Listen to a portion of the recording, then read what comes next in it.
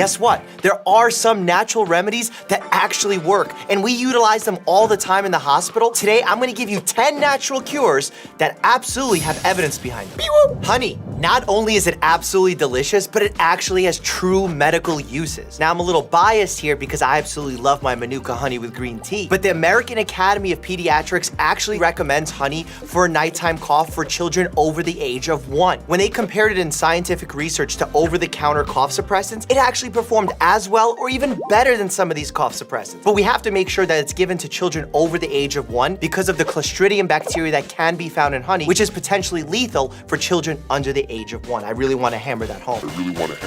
Melatonin supplements. And I know you're probably like, whoa, Dr. Mike's talking positively on a supplement. There are certain uses for supplements, especially when it comes to the hormone melatonin, which is naturally secreted by the pineal gland inside your brain. This hormone actually induces a state of drowsiness, sleepiness, and it's released late at night when your circadian rhythm begins to drop. In fact, that's why I tell you to not use devices before bedtime, because when they release blue light, you actually have a decrease of melatonin secreted naturally inside your brain, thereby making it more difficult to fall asleep. Now, melatonin supplements can work in several conditions, and I use them regularly with my patients. For jet lag, when traveling to a new country and you want to reset your circadian rhythm, supplements, great way to do that. Second, in delayed sleep wake phase syndrome, where you have an individual who constantly cannot fall asleep before 2 to 4 a.m., and then they're waking up really late in the day. Melatonin supplements can play a role here. Now, I'm not suggesting that you start self-medicating in all of these instances, but it's definitely a good idea to bring up melatonin with your doctor if you're suffering from one of these two conditions. Saline nasal sprays, also known as good old salt water. And I can't believe some of these companies are charging what they charge for a little bottle of water. Granted, they buffer it so it's not as irritating to the nasal passageways, and it's in a great delivery system, so I won't hate too much. That being said, nasal saline is an absolute godsend. Whether we're talking about sinus infections, colds, allergies, it does a great job at washing out your nasal passageways, thereby clearing your nasal passageways so that you can breathe. I wish we could all just swim in the ocean and clear our sinuses and passageways like that, but not all of us have an ocean near us, so for those who don't, nasal saline spray.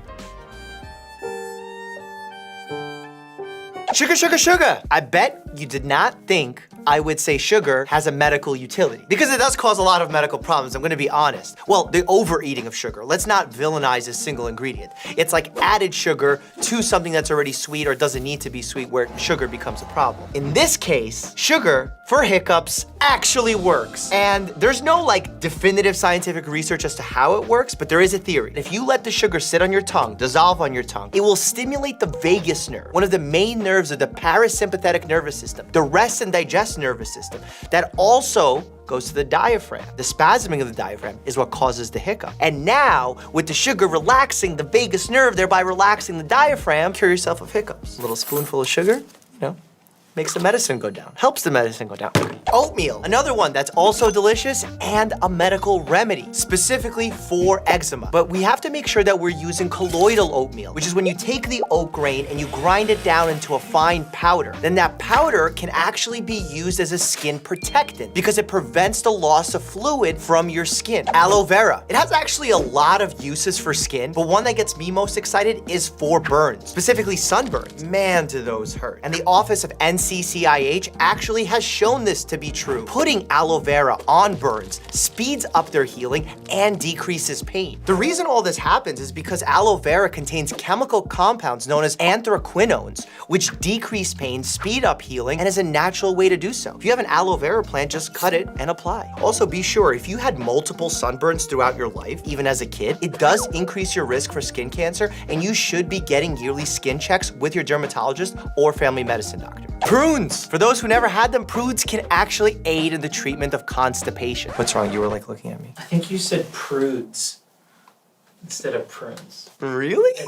Prunes work in two specific ways. Not only do they contain fiber, which helps you go, but they also contain sorbitol, which is a sugar alcohol that your body doesn't digest. That actually hangs around in your intestines and through osmosis sucks water in, therefore having a laxative effect, helping you go. There's some studies that actually show that prunes work better than psyllium, which is one of the ingredients found in a lot of anti-constipation medications. Just be careful if you have IBS. Prunes can sometimes make your symptoms worse. That's why I think it's always smart to discuss first with your doctor. Calamine lotion. It actually works on burns, itches, and irritations. A prime example of a natural ingredient that once was labeled useless by the FDA and now has found to be scientifically proven to work on minor skin irritations, specifically in cases of poison ivy. Probiotics. This one is a Little bit of a controversial one. If you walk into a supplement store and you read some of the labels on the supplements, it looks like probiotics fix everything and anything inside your body. And that's just simply not true. The evidence we have for probiotics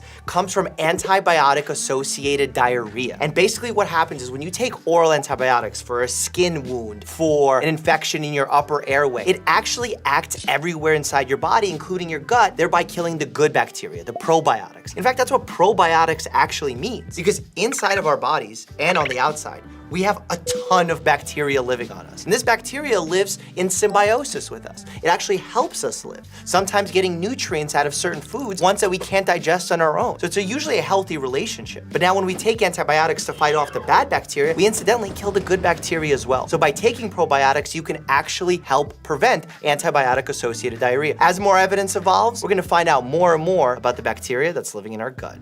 Yeah, me. Duct tape. And I'm not talking about fixing something in your home. I'm talking about warts. Warts that are caused by a virus known as the human papilloma virus. You cover it in duct tape, every 6 days you change it, and it potentially can help speed up the healing of that wart. This method actually has a scientific name called the tape occlusion method. And they found that the stickier your tape, the more likely it is to stay on for that 6-day period, the more likely that your wart is to go away. Now, there are other methods of treating warts like salicylic acid and cryotherapy, but those sometimes can be uncomfortable and painful, especially for children. Tea bags. And I'm not talking about drinking the tea. Well, I'm talking about drinking the tea because it's delicious. But once you're done drinking the tea, you could take the warm tea bag, make sure it's warm and not hot, and use it as a warm compress on your eye if you have a sty. What do you know about those rhymes? A sty is actually a blocked gland in your eye that causes a buildup of bacteria, potentially a mild infection. And when you put a warm compress on, you help open that gland up and facilitate drainage. The natural remedy that I think has done the biggest disservice to our society is soda.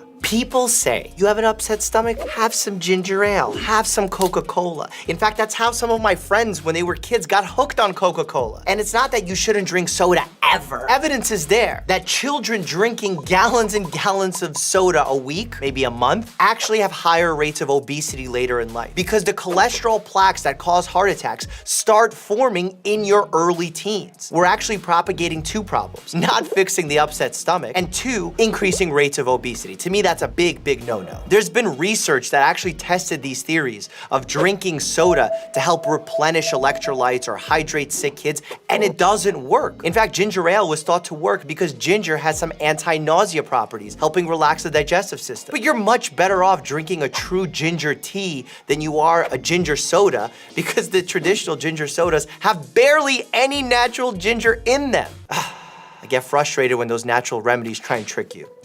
Here's some natural remedies that are absolutely absurd from Facebook health posts. Click here to check that out. And as always, stay happy and healthy.